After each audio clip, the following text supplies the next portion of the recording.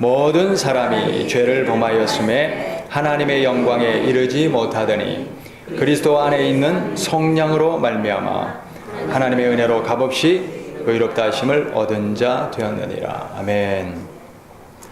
우리가 살아가다 보면 누군가를 평가하기도 하고 또 누군가의 평가를 받기도 합니다. 그런데 대부분의 사람들이 서로 평가하는 기준이 뭡니까? 평가하는 기준이 뭡니까? 이제 제가 이제 증축 공사를 하다가 이제 막 일하다가 밥을 먹으러 가든지 볼일을 보러 가든지 뭐 이렇게 자재를 사러 가든지 뭐 그렇게 하잖아요. 그럴 때 하고 마트를 가도 또 이제 정장을 입고 제가 갈 때도 있잖아요. 그러면 똑같은 사람인데 대우가 달라요. 그냥 제가 느끼는 건지는 모르겠지만 확실히 대우가 다른 것 같아요. 이게 뭐냐면 사람들이 외모에 따라서 사람을 평가한다는 거예요. 그래서 사람들은 그렇기 때문에 외모를 더 가꾸고 또 단장하려고 많은 투자를 하는 것 같습니다. 또 직업이나 또는 재산이나 학벌 뭐 이런 것 따라서도 평가가 달라집니다. 그래서 남들로부터 더 인정을 받기 위해서 사람들은 재산도 또 학벌도 점점 불려나가는 것입니다. 그런데 남들이 나를 뭐라고 평가하는가? 이것보다 더 중요한 것은 내 속, 내 마음의 상태가 어떤가? 이것이 더 중요한 문제입니다.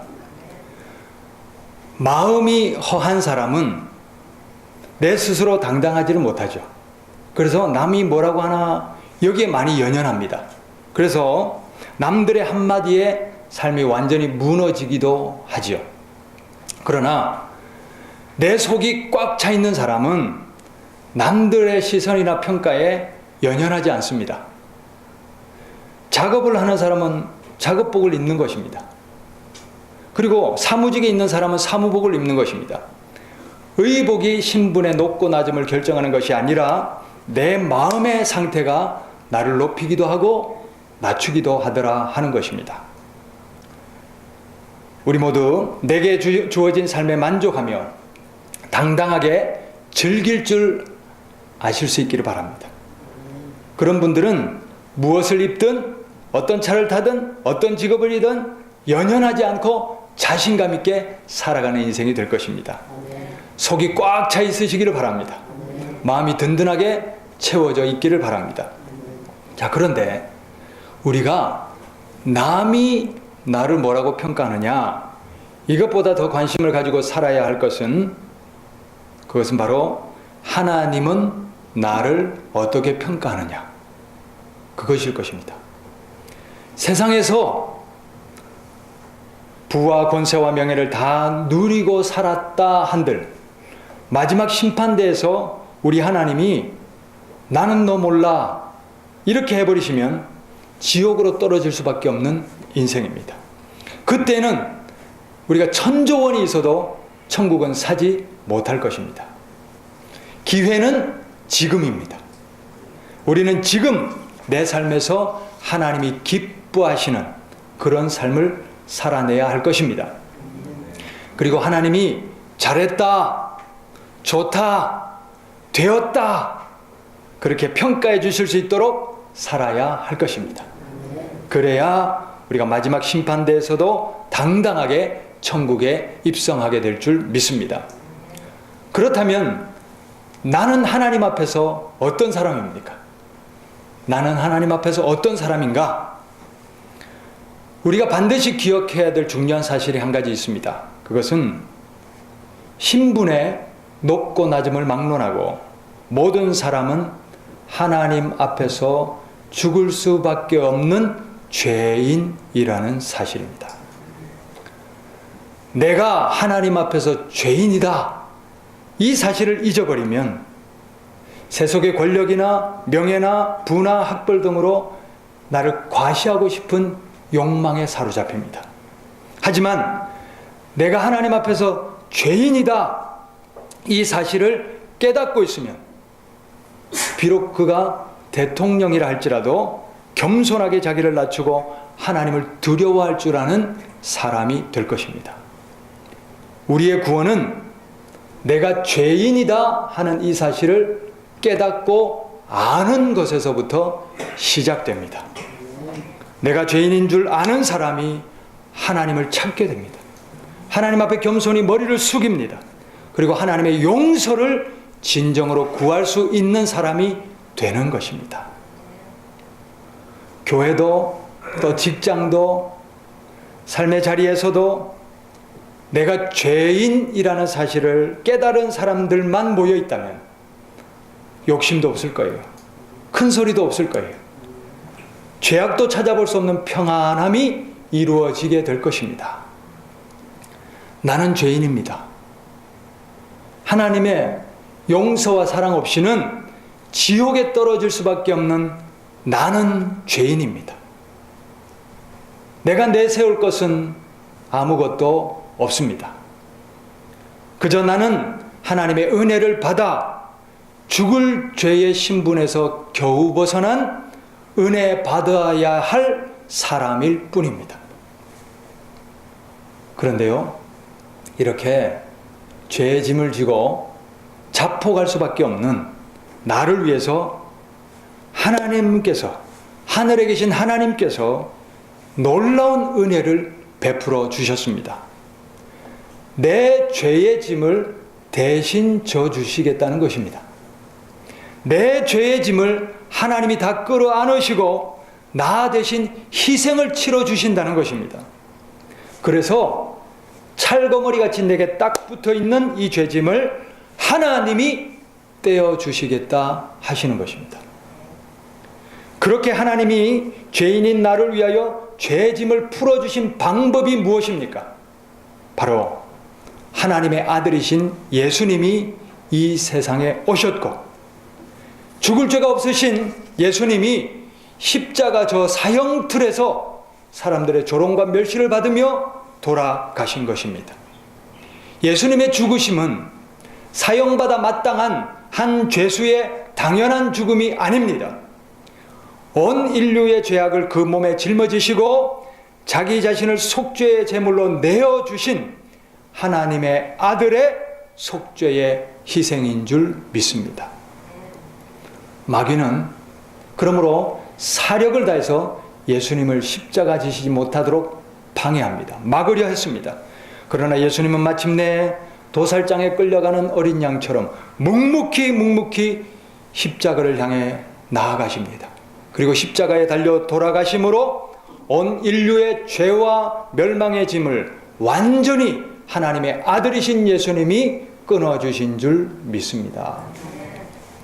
찰거머리같이 내게부터 나를 지옥으로 끌고 갈 이 죄의 짐이 예수님이 나 대신 속죄의 희생을 치러주심으로 끌어지고 풀어지고 이제는 끊어졌다는 사실을 믿으시기를 바랍니다. 예수님은 살아계시면서 누누이 말씀하셨습니다. 내가 온 것은 섬김을 받으려 함이 아니요 섬기려 하고 내 목숨을 많은 사람의 속죄 제물로 주려 하심이라. 할렐루야. 이 말씀을 성취하신 분이 예수님이십니다. 이것을 요한복음 3장 16절에 이렇게 말씀하고 있습니다. 요한복음 3장 16절 말씀. 하나님이 세상을 이처럼 사랑하사 독생자를 예수 그리스도를 보내주셨으니 이는 그를 믿는 자마다 멸망하지 않고 영생을 얻게 하려 하심이라. 할렐루야. 예수님을 보내주신 이유가 뭡니까? 우리에게 영생을 주려 하심이라. 오늘 이 시간 우리 모두는 나는 어떤 사람인가? 이것이 확실히 정리될 수 있기를 바랍니다. 나는 어떤 사람입니까? 나는 죽을 수밖에 없는 죄인입니다. 그러나 나 대신 예수님이 십자가의 속죄제물 되심으로 내 죄의 짐은 풀어지고 나에게 죄 사함의 길, 구원길, 천국길이 열렸습니다. 자, 그런데요, 예수님이 십자가를 져주신 것으로 모든 것이 그냥 해결된 것이 아닙니다. 비밀번호를 알아야 문을 열고 들어갈 수 있습니다. 약도 먹어야 효과를 볼 수 있습니다. 마찬가지로 이미 이루어 놓으신 죄사함의 길, 속죄의 길, 구원의 길을 이제는 우리가 비밀번호를 누르고 들어가야 됩니다. 비밀번호가 무엇입니까? 비밀번호가 무엇입니까? 자, 우리 요한복음 1장 12절 말씀. 영접하는 자, 곧 그 이름을 믿는 자들에게는 하나님의 자녀가 되는 권세를 주셨으니. 누가 하나님의 자녀가 됩니까? 누가 하나님의 자녀가 되어 천국에 입성합니까? 영접하는 자, 곧 믿는 자. 할렐루야. 영접하는 자, 누구를요? 하나님, 예수님을 모시는 자, 받아들이는 자, 영접하는 자, 곧 믿는 자들이 하나님의 자녀가 됨을 믿으시기를 바랍니다. 자, 요한복음 3장 16절 말씀 다 같이 읽읍시다. 하나님이 세상을 이처럼 사랑하사 독생자를 주셨으니 이는 그를 믿는 자마다 멸망하지 않고 영생을 얻게 하려 하심이라. 아멘. 누가 하나님의 자녀가 됩니까? 누가 영생을 얻습니까? 이는 그를 믿는 자마다. 할렐루야. 믿으시기를 바랍니다. 믿으셔야 됩니다. 그래야 하나님의 자녀가 된다 말씀하십니다. 자, 끝으로 한 구절 더 찾습니다. 로마서 3장 25절 오늘 본문 말씀. 모든 사람이 죄를 범하였음에 하나님의 영광에 이르지 못하는. 자, 모든 사람에 나도 포함됩니까? 그럼 나도 죄를 범했습니까? 나도 죄인입니까? 내 스스로의 힘으로는 하나님의 영광에 이르지 못한다는 것을 믿으십니까? 맞습니까? 아멘. 할렐루야. 그 다음 절 읽어보셔요. 24절. 그리스도 예수 안에 있는 속량으로 말미암아 하나님의 은혜로 값없이 의롭다 하심을 얻은 자 되었느니라. 아멘. 나의 공로가 아닙니다. 무엇 때문에요? 그리스도 예수님이 치러주신 속량으로 말미암아 하나님의 아들이 우리 핏값을 대신하여 죄값을 대신하여 피 흘려 주심으로 말미암아 하나님의 은혜로 우리가 속량을 얻게 된 줄 믿습니다. 하나님이 제공해 주신, 하나님이 내밀어 주신 전적인 은혜입니다. 그러나 이 은혜를 아무나 누릴 수 있는 것이 아닙니다. 비밀번호가 필요합니다. 25절 말씀. 이 예수를 하나님이 그의 피로서 믿음으로 말미암는 화목제물로 세우셨으니. 할렐루야. 비밀번호가 뭡니까? 믿음으로 화목제물이 되게 하시는 거예요. 믿는 사람들에게 속죄의 은혜가 임하는 것입니다. 그래서 뭐라고 되어 있습니까? 믿음으로 말미암는 화목제물로 세우셨으니 이는 하나님께서 길이 참으시는 중에 전에 우리가 지었던 죄는요, 죄인의 신분은요, 뭐라고 되어 있습니까? 간과하심으로, 덮어주심으로, 지나쳐 주심으로, 모른 척 해주심으로, 넘어가 주심으로. 할렐루야. 하나님의 은혜로 간과해 주심으로. 그 다음에 읽어봅시다. 자기의 의로우심을 나타내려 하심이니 곧 이때에 자기의 의로우심을 나타내사 자기도 하나님도 의로우시고 예수 믿는 자를 의롭다 해주시는 줄 믿습니다. 아멘. 자, 이제 우리가 내 공로로 구원 얻는 것 결코 아닙니다. 내가 자격이 있어서 되는 것 아닙니다. 혹은 세상 사람들이 좀 인정해주고 저 사람 착해, 저 사람 좋아, 그 인정으로도 구원받는 것이 아닙니다. 오직 하나님의 은혜로 죄사함을 받고 예수님의 은혜로 영생 천국 선물로 받을 수 있음을 믿으시기를 바랍니다. 그러므로 자랑할 것이 있습니까? 없습니다. 우리가 자랑할 것은 오직 예수님뿐이 없습니다. 예수님이 나를 위하여 베풀어 주신 은혜만 자랑할 뿐입니다. 우리 은혜 받은 성도들이 내세울 것은 오직 이것뿐입니다. 나는 죄인입니다. 죽을 수밖에 없는 나를 위하여 하나님 예수님이 속죄의 희생을 치러 주심으로 내가 구원의 길, 죄사함의 길, 생명길 걷게 되었습니다. 그러므로 우리 모두 더 겸손하게 살아가실 수 있기를 바랍니다. 나보다 남을 더 낮게 여기시기를 바랍니다. 남을 섬기며 예수님의 복음을 전하며 예수님의 은혜에 보답하며 살아갈 수 있는 우리 모두가 될 수 있기를 바랍니다. 우리가 예수님 앞에서 더 나의 머리를 숙이고 낮아질 때에 나를 통하여 예수님의 사랑이 가득한 가정, 예수님의 행복이 가득한 교회, 또 살맛 나는 사업장과 우리의 직장이 이루어질 수 있을 것입니다. 말씀을 맺습니다.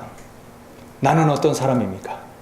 나는 죽을 수밖에 없는 죄인입니다. 나는 하나님과 예수님의 은혜로 갚을 수 없는 속죄의 은혜를 받고 살아나게 된 하나님의 은혜 받은 사람입니다. 기도하겠습니다.